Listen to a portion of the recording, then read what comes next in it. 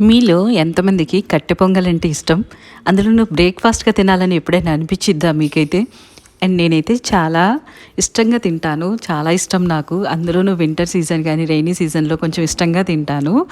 అలాగే చేసే విధానం కూడా 2, 3 రకాలుగా చేసుకోవచ్చు ఇది. నేనైతే ఈరోజు ఇలా ఒక గ్లాసు బియ్యానికి అర గ్లాసు పెసరపప్పు వేసి బాగా కడిగి నానబెట్టేసుకొని ఓ పావుగంట సేపు, తర్వాత కుక్కర్‌లో వేసి 4 కప్పులు వాటర్ వేసేసుకొని, ఇక కొద్దిగా ఉప్పు, అలాగే పసుపు, కొంచెం జీలకర్ర వేసి విజిల్ అయితే పెట్టేసి 4 విజిల్లయితే రానివ్వాలి.